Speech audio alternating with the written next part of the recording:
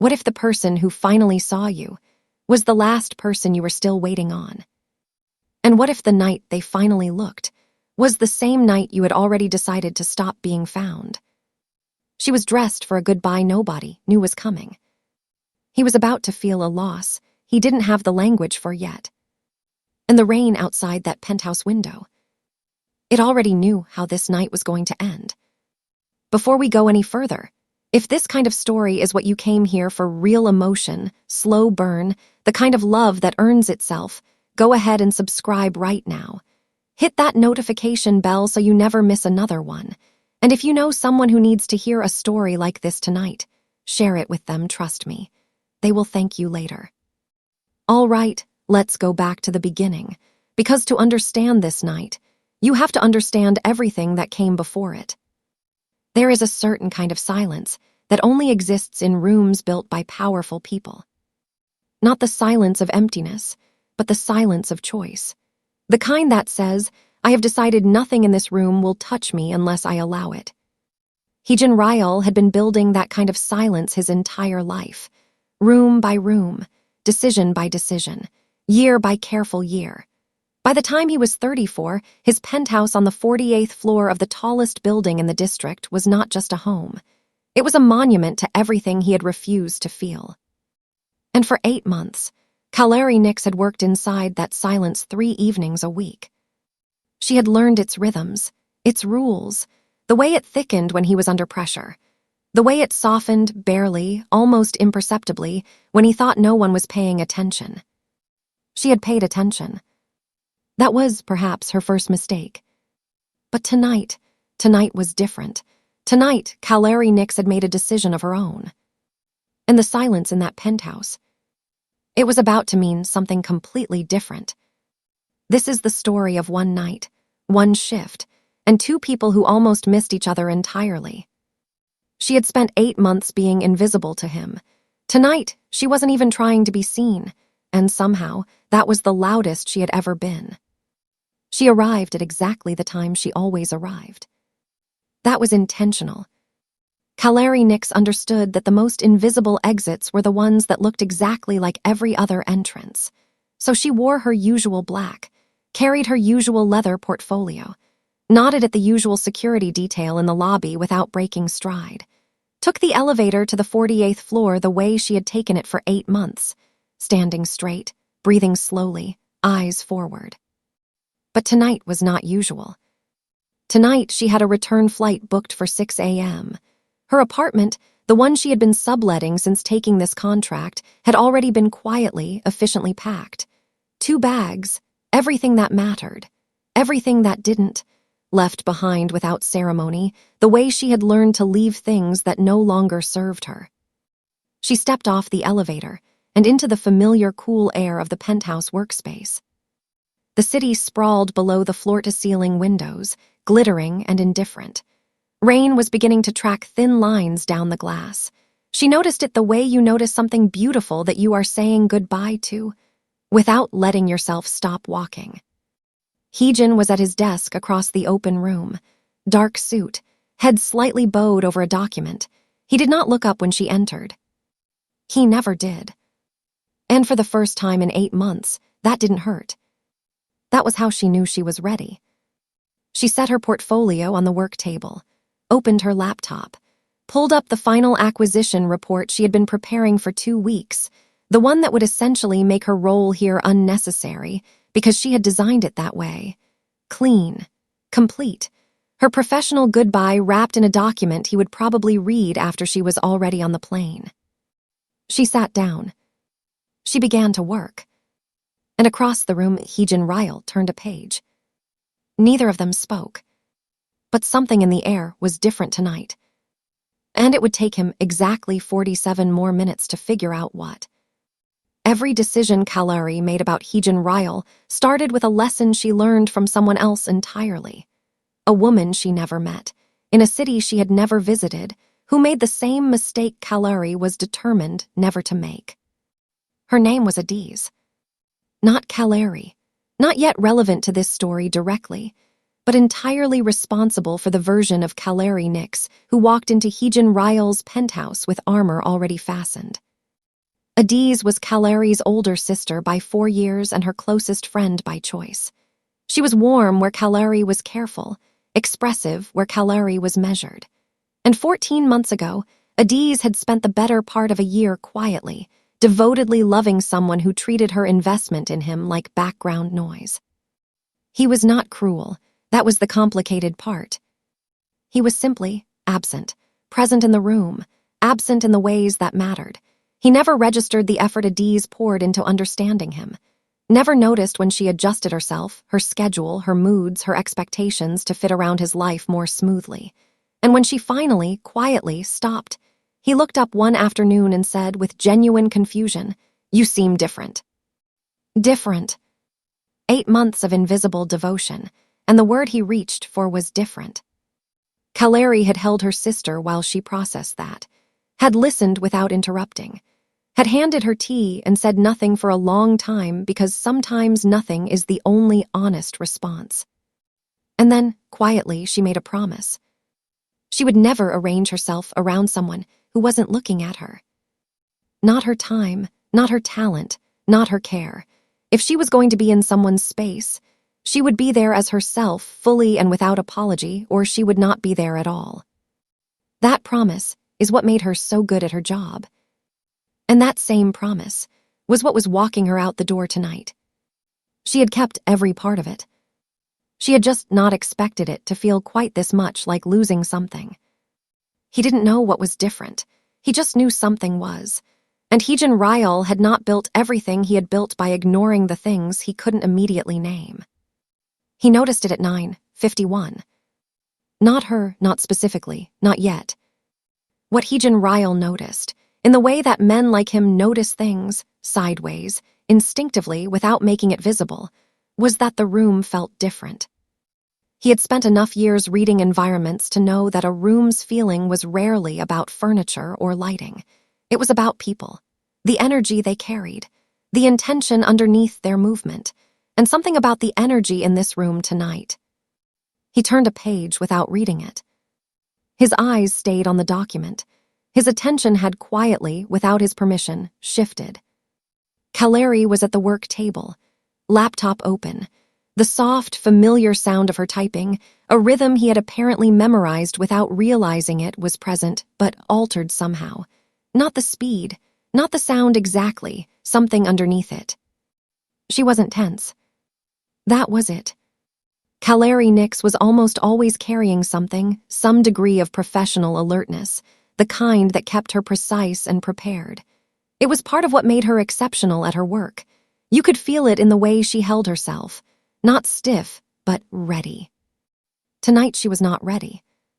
Tonight she was finished. The word arrived in his mind uninvited, and he frowned at his document without understanding why. He reached for his glass of water, took a slow sip, set it back down with the particular deliberateness of a man who is controlling something he has not identified yet. Across the room, Kalari scrolled through the final pages of her report without looking up. She did not look up. She always, not always, but usually, glanced over when he moved, a professional reflex, a quiet awareness. Not tonight. Tonight she was somewhere else inside herself. And Haejin Ryul, who had spent 8 months not looking at her, was suddenly, uncomfortably aware that he was looking now. She had a ritual. Every Tuesday before she stepped into that elevator, she gave herself exactly 1 honest minute to feel whatever she actually felt. Then she folded it away and went to work. Tonight, the minute wouldn't end. It started on a Tuesday. Not the feeling had probably been building longer than she wanted to admit. But the awareness of it, that arrived on a Tuesday evening in the elevator, 30 seconds before the doors opened onto the 48th floor. She had been reviewing notes on her tablet when a message came through from Adiz. "How's the job going? How's, you know, him?" Kalari had stared at that message for exactly the length of the elevator ride. Him. She hadn't told Adiz much, just that her employer was Korean, private, intense, and professionally demanding in the specific way that very controlled people tended to be. She had not mentioned the way he sometimes paused mid-thought, and looked out at the city like he was searching for something he had stopped expecting to find. She had not mentioned that she had started nodding, without intending to, which documents stressed him, and which ones he moved through with something close to quiet satisfaction. She had not mentioned that she knew he took his coffee without anything in it before noon, and with exactly 1 spoon of sugar after 3 p.m. She had not mentioned any of that because none of it was professional information. And Kalari Nyx was nothing if not professional. The elevator doors opened. She typed back, "Job's good, he's fine, talk later." She stepped out. She gave herself 1 minute, standing just inside the entrance, before he could see her, to feel the truth of what she had just refused to type. Then she folded it, tucked it somewhere quiet and inaccessible, and walked into the room. She did that every Tuesday after. Until tonight, when she stepped into the elevator and realized she didn't need the minute anymore.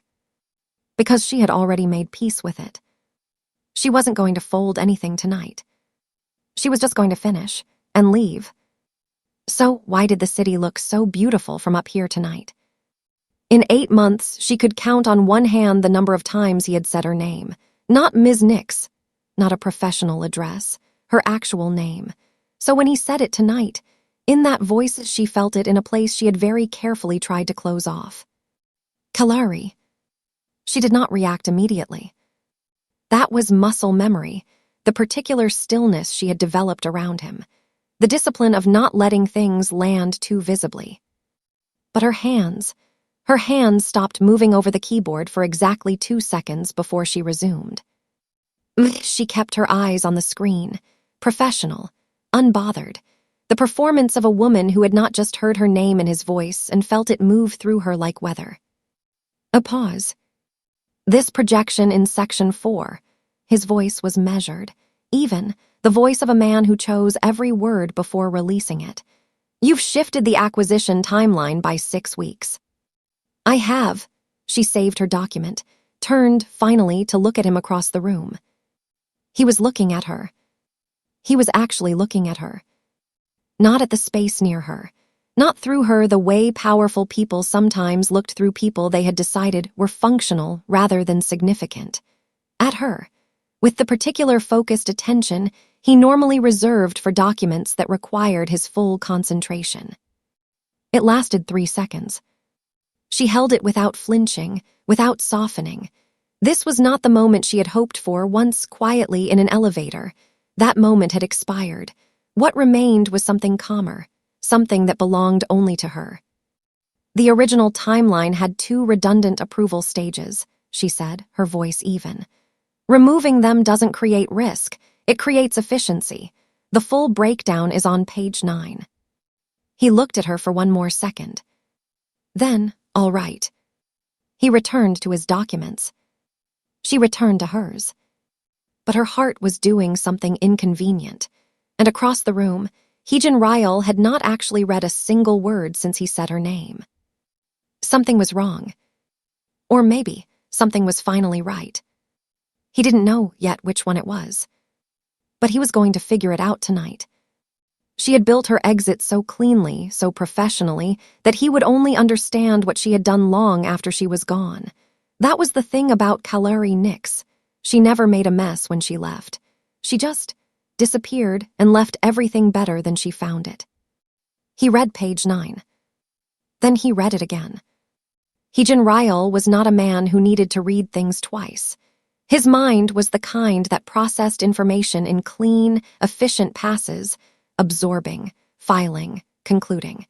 It was one of the reasons he had built what he had built. One of the reasons people in rooms far more dangerous than this one had learned to be careful around him. But he read page 9 twice. Because page 9 was not just an acquisition timeline. Page 9 was a closing argument. Every redundancy she had identified and removed. Every process she had quietly streamlined over 8 months. Every recommendation, every restructured workflow, every small but significant improvement she had made to a division that had been bleeding efficiency before she arrived. It was all here, documented, explained, and handed over in language so clear that anyone could maintain it without her. She had not just done her job. She had made herself replaceable. Deliberately. He set the document down with a slowness that was not calm. It was the slowness of a man processing something he had not been prepared for. His eyes moved across the room to where she sat. She was closing her laptop. The specific finality of that sound, the soft click of it, landed in his chest in a way he did not immediately have words for. "You're wrapping up early," he said. It came out more like an observation than a question. He hadn't decided to say it. It arrived. She glanced at the time. "It's nearly 11. The report is complete." A small pause. "Everything you need going forward is documented in full." Going forward. He heard the weight in those two words, even if she had delivered them without any. Is it? Not a question.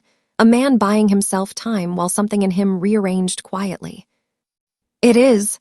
She closed her portfolio, straightened it against the edge of the table with the neat, habitual precision he had apparently memorized. And then she looked at him. Directly, calmly, with eyes that were not asking for anything. "Is there anything else you need from me tonight, Mr. Ryul?" Mr. Ryul. She had not called him that in months. She had seen him in a moment he didn't know she witnessed. It lasted maybe 40 seconds, but it was the 40 seconds that made everything after it so much harder to walk away from. It was a Thursday, not one of her usual evenings. She had come back for a document she had left, a folder with physical contracts that couldn't be sent digitally.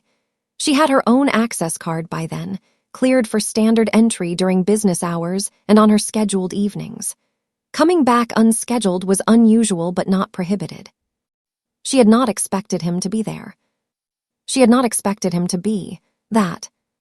He was standing at the window, not working, not on his phone, just standing, still in the way that people are still when they think no one is watching. His jacket was off, draped over the back of his chair, and his sleeves were pushed to the elbows. His posture, always so precisely controlled in every room she had ever shared with him, was different. He looked tired. Not physically, something quieter than that. The kind of tiredness that accumulates behind the eyes over years rather than hours. He was holding a small photograph. She couldn't see it clearly. She wasn't trying to. She had stopped moving the moment she registered that this was a private moment she had accidentally walked into, and her instinct was immediately and entirely to leave without being noticed. But before she could step back, he exhaled. Just that, a single, slow exhale, the kind you only release when you believe you are completely alone. It was the most human sound she had ever heard from him. She left without the folder. She came back the next morning, explained she had forgotten it, and collected it from the front desk without going up. She never told anyone what she had seen. But she thought about that exhale for weeks afterward. Because it was the sound of a man who was lonely in a way that his life had given him no language for. And she had recognized it because she knew that sound. She had made it herself. He asked her to stay, not in those words he would never use those words. He asked her to stay the way controlled men always ask for things they need, sideways, wrapped in something that sounded like business. But she heard it. She heard exactly what he meant, and that was the problem. The limb account. She had been reaching for her bag. She stopped. The limb account projection, the secondary one, not the primary. He was looking at his desk, not at her. His voice was even, professional, entirely composed. "There's a variable I want to revisit before I sign off on it. It will take 11 minutes. 11 minutes. She almost smiled, almost. Because Haejin Ryul did not deal in approximations. He dealt in certainties. He never said, "It will take 11 minutes," unless he knew it would take 11 minutes. Which meant this was not about the limb account. She knew it. He knew she knew it. Neither of them acknowledged that. She set her bag down. She sat back down. And for 11 minutes, they worked, side by side at the wide desk, closer than usual because the secondary limb projections required them both on the same screen, and she walked him through 3 variables she had already reviewed, already resolved, already documented in the report he had on his desk. She did not point that out. He did not acknowledge that he already had this information. They just worked, in the particular quiet that had always lived between them, the kind that had felt once like proximity, like something that might, if given time and permission, become more than professional silence. That was before she had decided it wasn't going to be given either. At 11:13, she closed the projection file. "That should be everything," she said. He leaned back slightly. "Yes." A pause. The rain on the glass had grown heavier. The city below blurred and glittered through it. She reached for her bag again. "Kalari." Her name, again, in that voice. She closed her eyes for exactly 1 second. Then she opened them. "Yes." People always assumed that being overlooked made you smaller. Kalari Nyx had spent 8 months in that penthouse proving the opposite. Every day he didn't see her, she saw herself more clearly. And that clarity was the most dangerous thing she was carrying out the door tonight. There was a period, about 6 weeks, somewhere in the middle of the contract, when Kalari almost convinced herself she was fine. Not just professionally fine, actually fine. She had developed a rhythm, work evenings that were productive and clean, weekends that were entirely her own. A small group of friends in the city, 2 of them from her graduate program, one a woman named Ife who made her laugh in the particular healing way that only very honest friendships can. She was eating well, sleeping well, running 3 mornings a week along the river path, earphones in, mind blessedly quiet. She was, by every measurable standard, thriving. And she was also, she could admit this now in retrospect, quietly, privately hopping. Not dramatically. She was far too composed for dramatic hope, but there was a version of hope that lives in small things. In the way she spent a little extra time on her presentation decks, because she knew he read things carefully, and she wanted them to be worth reading. In the way she had learned the rhythm of his thinking so well that she could anticipate his questions before he asked them, and the small, involuntary satisfaction that gave her was not nothing. She was hopping, in the language of careful people, that being excellent in his presence would eventually make her visible in it. And then one evening, she overheard him on a call. She wasn't eavesdropping. She was in the adjacent room collecting printed documents when his voice carried through the partially open door. "The Nyx contract, yes, efficient, very good at what she does." A pause, the low sound of someone responding on the other end. Then, "I haven't thought about it. She does her work. I don't need to think about it." She picked up her documents. She walked back to the work table. She sat down. She did her work. And that weekend, she booked her 6 a.m. flight. He had negotiated with dangerous men in dark rooms. He had made decisions that changed the direction of entire organizations without flinching. But standing 6 feet away from Kalari Nyx at 11:17 p.m., Haejin Ryul could not find a single word that felt like enough. "How long have you been planning to leave?" The question arrived without warning, even to him. Kalari turned slowly. Not startled, she was never startled, but something shifted behind her eyes. A recalibration, like a woman who had prepared for several versions of this conversation, and not quite this one. "My contract concludes at the end of the month," she said carefully. "That's not what I asked." The rain was heavy now, a low, steady presence against the glass. The city lights below had blurred into something impressionistic, all color and movement and no sharp edges. The penthouse felt, in this moment, both very large and very small. She looked at him. He looked back. And for the first time in 8 months, neither of them looked away. "A while," she said finally, honest, simple. She had promised herself this exit would be clean, honesty was clean. Something moved across his face. It was brief, and he controlled it quickly, the way he controlled everything. But she had spent 8 months learning the architecture of his expressions, and she caught it. It looked like it cost him something. "The report," he said slowly. "You structured it so that your role here becomes..." "Unnecessary," she said it without apology. "Yes." "Why?" She tilted her head slightly, a quiet, measured look. Because that's what good work looks like, Mr. Ryul. You leave things better than you found them. He was quiet for a long moment. Outside, the rain said everything neither of them was saying yet. And if I told you, he began, his voice lower now, stripped of its usual professional distance, that the work was never the problem. Her breath moved differently. She held his gaze. Then I'd ask you, she said softly, why did it took you this long to say so?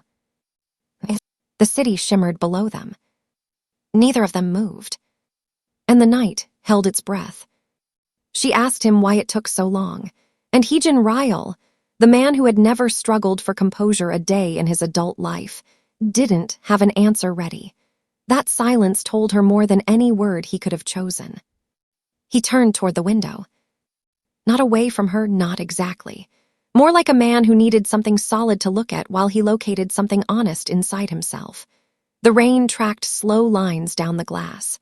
The city below moved the way cities always move at night, indifferent, continuous, unaware of the small, enormous things happening in the rooms above it. Kalari waited. She was good at waiting. She had learned, somewhere between childhood and now, that the most important things people had to say always lived just past the edge of their comfort. If you rushed them, you got the rehearsed version. If you wait, sometimes you got the truth.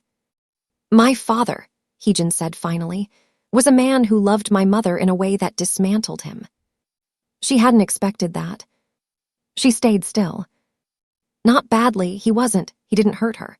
A pause. He was choosing words the way he chose everything carefully and with full awareness of their weight. He just gave her every part of himself, his attention, his time, his softness, things he had no business giving away in the world he operated in.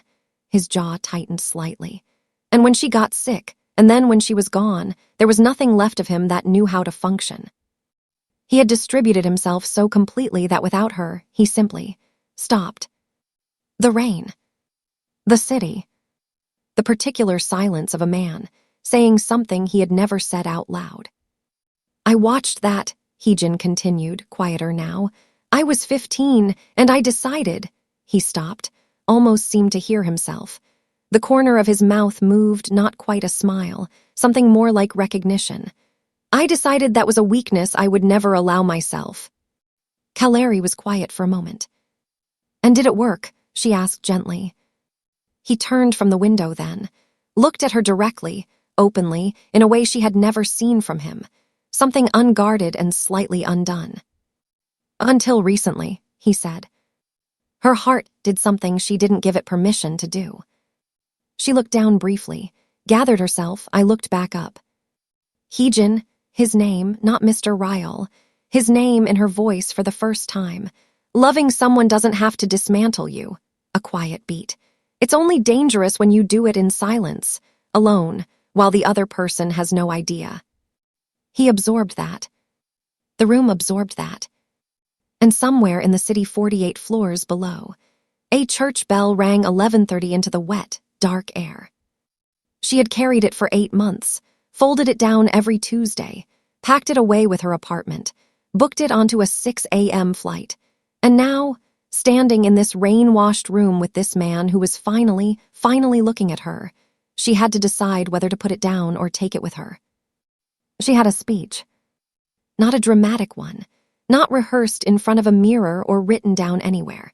Just a quiet, internal monologue she had composed over several months, the honest version of everything she would say if she ever allowed herself the indulgence of saying it. She had never planned to say it. But Haejin was looking at her with the kind of attention that made rehearsed silence feel dishonest. So she put the speech down. And she just told him the truth. I came here for a job, she began, moving slowly toward the window where he stood. Not toward him specifically, toward the view, toward the rain. I was good at the job I knew I would be. A small breath. What I didn't account for was you. He didn't speak. She hadn't expected him to. He was a man who understood that some things needed room to arrive fully. Not the version of you that everyone talks about. She looked out at the city. I'm not interested in the reputation or the power or any of that. I mean, you, she glanced at him. The way you read the same paragraph 4 times when something is bothering you.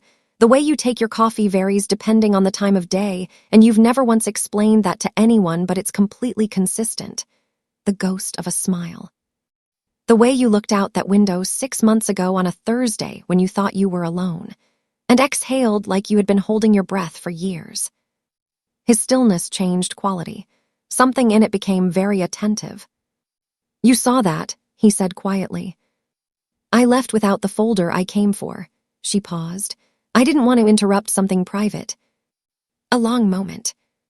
"That was the day," he said slowly, "that my mother's memorial would have been. I came here instead of—" He stopped. "I didn't know anyone knew that." "I didn't know what it was," she said gently. "I just knew it was real." She turned to face him fully. "That's the version of you I wasn't supposed to notice, and I noticed him anyway, and I spent 8 months being professional about it, because you never once gave me a reason to be anything else." The truth of that landed between them. Cleanly, without accusation, without bitterness. Just the truth. He looked at her for a long, quiet moment. "I gave you every reason to leave," he said. "It wasn't a defense, it was accounting." "You did," she agreed softly. "And you're still here."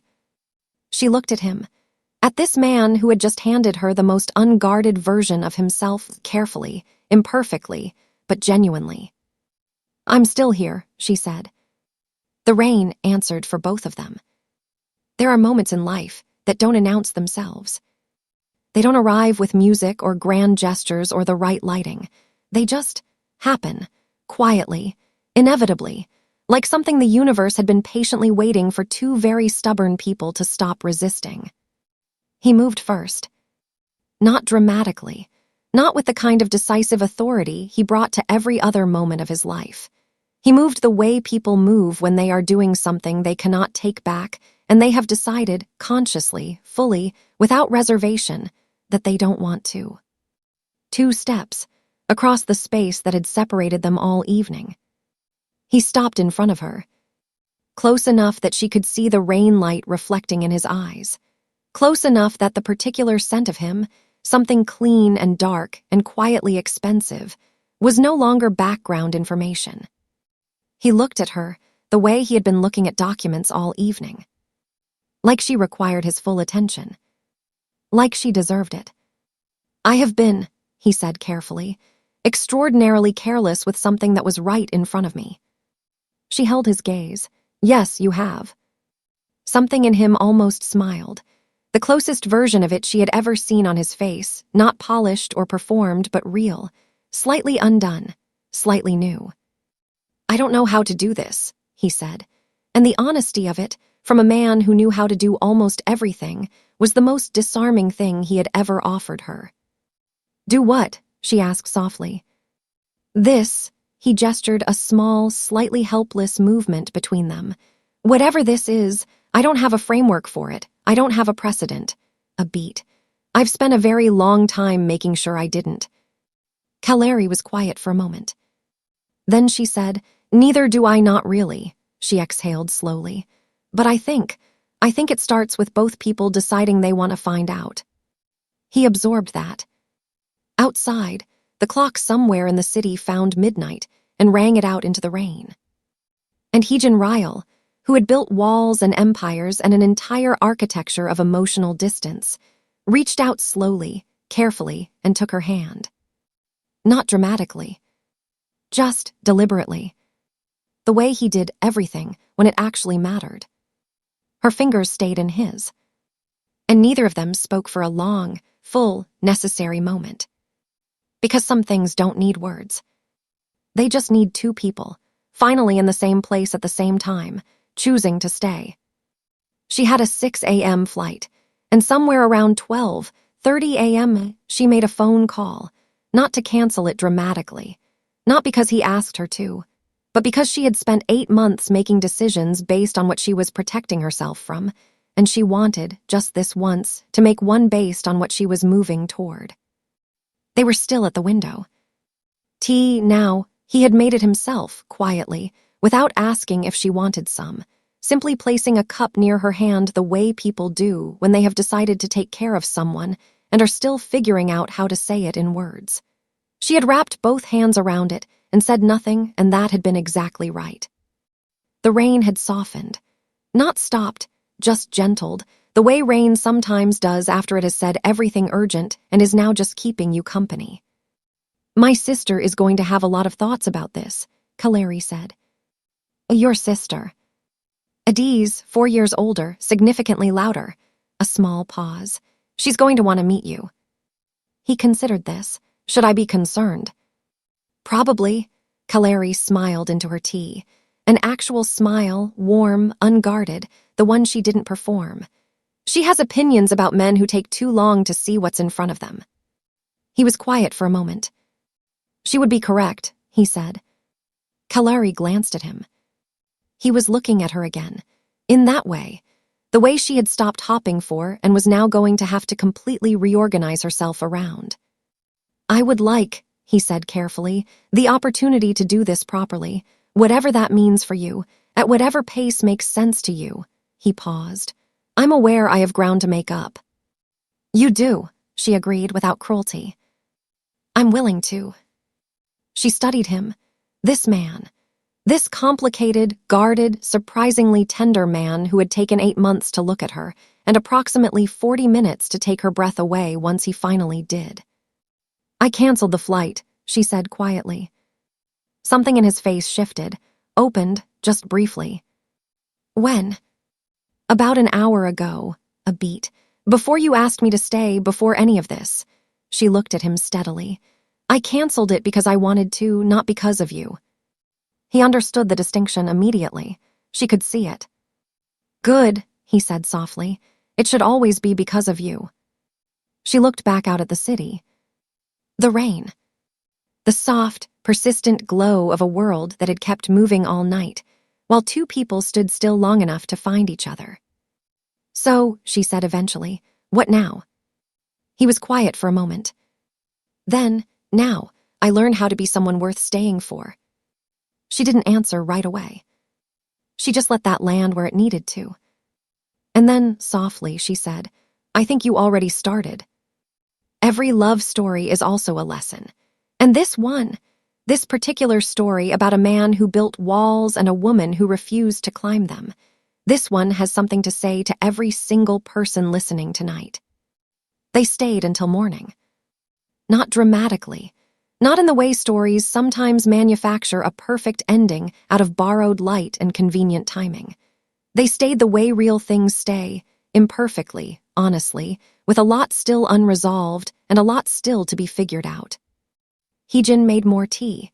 Kalari called her sister, not that night, the next morning, and listened to Adiz's very loud, very emotional, deeply satisfying response.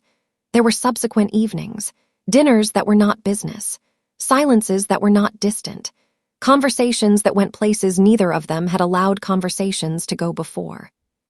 And months later, on a quiet evening that looked nothing like a proposal, because Haejin had asked her what kind of moment she would actually want, and then built that precisely, for her, she said yes. Not because he was powerful, not because the penthouse was beautiful, or the city was glittering, or the moment was cinematic. Because he had learned to see her. And she had learned to let herself be seen. But here is what I want you to take home tonight. Here is the thing underneath the story. Two people almost missed each other, completely, permanently. Not because of cruelty, not because of incompatibility, but because of protection. Because of the very human, very understandable habit of building walls around the parts of yourself that have been underestimated before, and forgetting to leave a door. Kalari almost left without saying a word about what she felt, because she had watched her sister pour herself into someone who wasn't paying attention, and she had decided, reasonably, that dignity meant never making that mistake herself. And she was right. Dignity does matter. Your emotional investment deserves to go somewhere it is valued. But here is the part she almost got wrong.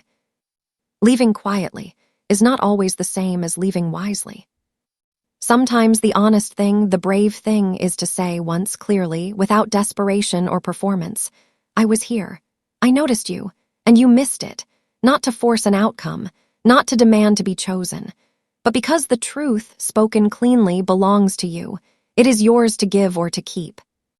And Haejin almost let the most genuine connection of his adult life walk out of his penthouse at 11 p.m. with a completed report and a 6 a.m. flight because he had confused emotional control with emotional strength. They are not the same thing. Control keeps you safe. Strength lets you choose something real even when it frightens you. His father lost himself in love because he had no self outside of it. That is a real risk. But the answer to that risk is not emptiness. It is not a life so sealed and silent that nothing can move through it. The answer is wholeness, knowing who you are clearly enough that loving someone adds to you rather than replacing you. So if you are Kalari tonight, if you have been folding yourself down every Tuesday, performing fine, packing your feelings into suitcases and booking early flights, you are allowed to say the thing, once, honestly, without shrinking. And if you are Haejin, if you have been sitting in your penthouse of carefully constructed silence, registering something real in the corner of your awareness and choosing not to look at it directly, look. Just look. Before the report is finished, before the bag is packed, before the elevator doors close on something you didn't know you needed until you felt it leaving. Haejin and Kalari found each other in the space between one person's last night and another person's first honest moment. That space exists for all of us. The only question is whether we're brave enough to stand in it. Thank you for spending this night with them and with us. If this story moved you, share it. Someone in your life needs to hear it tonight. Subscribe to the channel, leave a comment telling us which moment hit you hardest, and come back for the next one. Because we are just getting started. Good night. If you made it to the end of this story, you already know you're exactly who this channel is made for. Subscribe so you never miss another one. Share this with someone who needs to be reminded that being seen is not too much to ask for. Drop a comment and tell us, were you Team Kalari or Team Haejin? And which chapter made you stop breathing for a second? We read every single comment. Thank you for listening. See you in the next story.